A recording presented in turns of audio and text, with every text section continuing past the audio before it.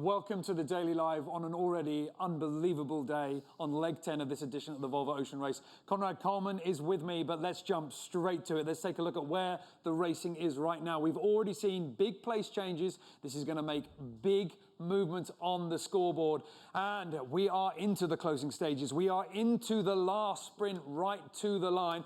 In the lead at the moment, no surprise if you've been following the developments from this morning, but if you're new to it, Team Brunel, they are now number one. Behind them is Mafre. The Spanish powerhouse has lost the crown of the fastest boat on the reach. The Dutch team absolutely motored over the top of them. In third place, we've got Team Axonabel sailing fast and trying to hold back a charging Turn the Tide on Plastic. Dongfeng Race Team also in the mix. They're currently in fourth place. They are locked into a very tight battle with Decafari. The two boats trading blows over the last few hours. Vestas 11th Hour Racing back in sixth. Sunhunkai Scallywag a few more miles behind, just struggling to close down into those front runners. I mean, Conrad, the action this morning has been, it's been thick and fast, but Team Brunel taking that lead, that was incredible style. It really was, and they were out in the middle of the North Sea, match racing each other, luffing, bearing away, and just trying to squeak past each other. They passed. We've got incredible footage out online right now, and they were literally hundreds of meters of each other, away from each other, going past each other like a rocket ship. Well, this was what we were seeing from Team Brunel. Earlier on today, they have been in fierce conditions. The visibility hasn't been good, but it's been cold, it's been wet, it's been wild. It's been all about hanging on and applying full pressure. And we have seen this boat shaking out reefs, going for absolute maximum. That's right. I think that we saw them go back to a full main, even despite the conditions where we're looking now. It's moderated significantly. It was 28 knots earlier when they did shake out that reef. Now that sail plan has become much more moderate at sort of 23, 24 knots.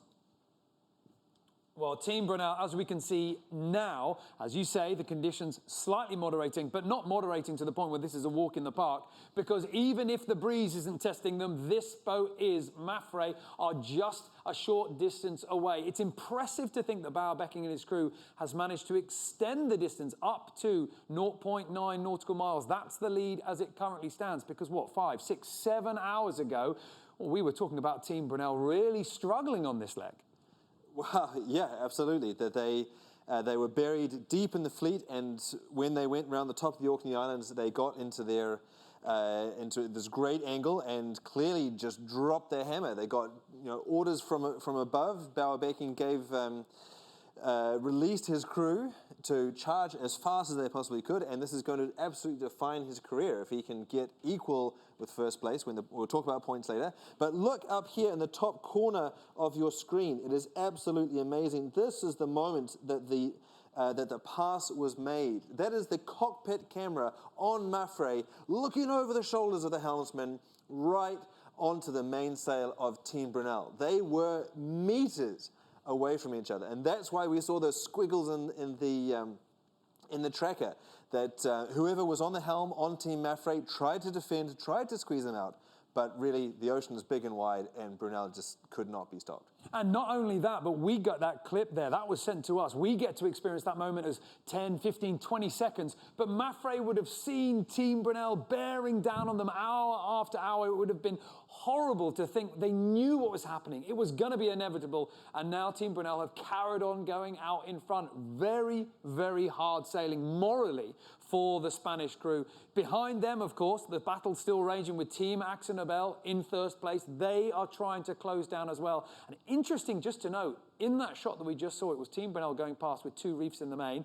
They get in front, shake a reef out. Well, catch us if you can, guys. We're going absolutely maximum power. So Team Axonabel in third, Dongfeng Race Team in fourth. And it's been very interesting to see that battle raging between Dongfeng Race Team and Turn the Tide on Plastic. Very close between those two boats there, really pushing along. And let's just take a look at some of the images that we saw earlier from Dongfeng Race Team. Again, maximum speed, maximum stack. At one point, I think I counted all of the crew up and up to the weather side. That's right. We saw them shaking reefs out as well. And so I just wanted to talk about the fact that, this leg is absolutely unrelentless. It might be only a couple of hundred miles to go, 165 for Team Brunel. But it is going to be really, really tricky. That you can see there's a nasty sea state, not the big swells that we know from the Southern Ocean, but it's going to continue to be tricky. As the boats go underneath Norway, there's a lot of current coming from the ocean, the seas all mixing around each other. There's the North Sea on one side, lots of currents all over the place, and you've got essentially current against the wind. And so as you go in underneath Norway, the seafloor ramps up, that channels all of the energy from the entire ocean into just the top layer. Then you've got wind against tide. It is going to be brutal. So keep, we can't say this enough. It just sounds like a broken record. Keep watching the tracker because there's so much to come out. And I think the thing is that if you missed it, if you've just dialed into the show now, just dialed into proceedings, on this leg, you'll be seeing Team Brunel in the lead, and you'll be thinking, well, yeah, I mean, Bauer Becking has been absolutely performing on the last few legs, but that hasn't been the story since the boat started this leg. From leaving Cardiff, they were in trouble. I mean, he started with confidence, but it didn't quite go that way. I mean, take a look at how this leg begun for them. It's a nice day. Good that the sun is shining, because it's nice for the public as well. So feeling good. What do you really think? Just kick these two asses of bad language. The kick butts of these two red boats, and I think that's first mission accomplished. Well, that was all he had to do, but it didn't go their way. When they got to the coast of Ireland, things were difficult. Mafre were ahead of them. Dongfeng Racing were putting them under real pressure. Vestas, Axo, everybody was up against them. And as the breeze turned and the boats jibed onto that final, what would be final starboard jibe all the way to the finish, they saw Dongfeng Race Team ahead, Mafre as well. And Bauer Becking was facing a real problem on his hands. The points were slipping away. From there, though, they managed to shift gears, and they ticked off the boats ahead. From 6th to 5th to 4th. Then it was the turn of Turn the Tide on Plastic to slip behind. Then Bauer Becking continued to push forward. Dongfeng Race Team fell by the wayside. And then just this morning, Mafre came into view. They reeled them in and managed to push over the top. It's an unbelievable effort from an incredible team that has been coming back from a disappointing start in this edition of the Volvo Ocean Race to really establish themselves as the boat to watch. And, we talk so much about the effort and some of the energy that's required, the relentless workload, but there was a little bit of a moment that came in yesterday from Louis Balkeen on board. And when you know you've got to get out there in the wind and the waves, I mean, it's a hard job to do.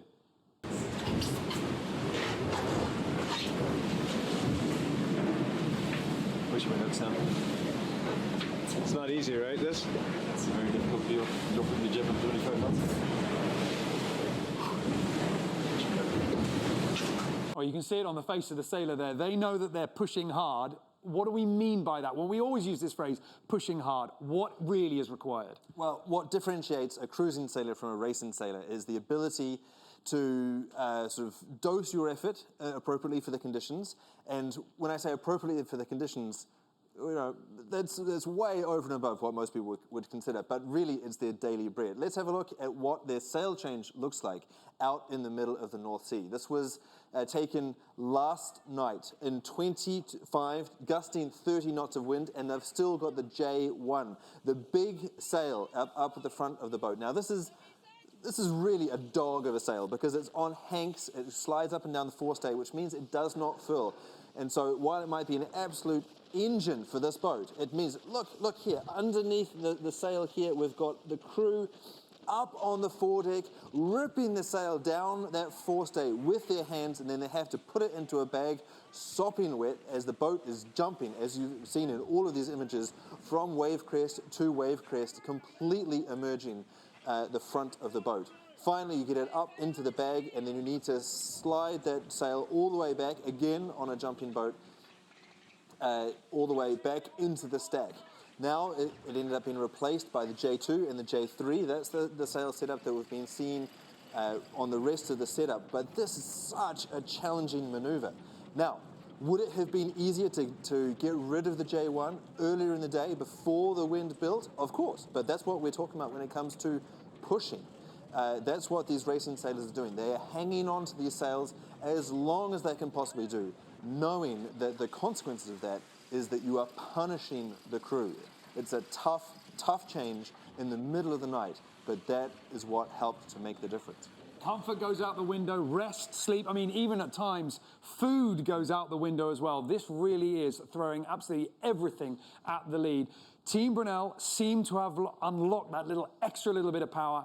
Can they hold on to it? Because they haven't actually been the boat that has achieved the fastest speed. If you remember on the show yesterday, we launched a little bit of a competition for this signed T-shirt, which Conrad is going to hold up for me now. Thank you very much. Your beautiful assistant. It's wonderful. Now, this signed T-shirt was yours if you could guess the boat that had reached the highest peak speed. It was Mafre, and it was 28.6 knots. Congratulations. I believe we did... Dongfeng. Oh, it's Dongfeng Race Team. Thank you very much. Dongfeng Race Team, 28.6 knots, and I do believe that somebody got it absolutely bang on. Congratulations to you. We will be in touch. It has been absolutely full on the water at the moment. Now, we are also trying to get live helicopter images because the fleet are around the coast of Norway.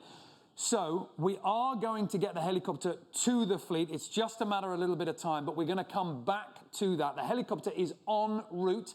We know it's pretty wet. We know it's pretty wild conditions right now, but our camera crew are heading out there to bring the race to you. We also have another sortie as well, just off Denmark. And then, of course, we've got the arrivals tonight. The current ETA is going to be around about 10 o'clock local here in Alicante, or local there. That's about 8 UTC. But, of course, these things do move around a little bit, so keep your eyes peeled on the Race Experts Twitter feed. And, of course, on all our social media channels, we're going to be bringing the race to you. If anything else happens, we will endeavour to go live. The points situation right now means that if all these boats finish in the current positions they are, we are going to go into the final leg all square on the top three. It's going to be about who beats who. This is the view at the moment from our helicopter heading out on the water. We're going to take a quick break here in race headquarters, but we're going to be back with you when the helicopter joins up with the fleet to bring you more unbelievable action on leg 10.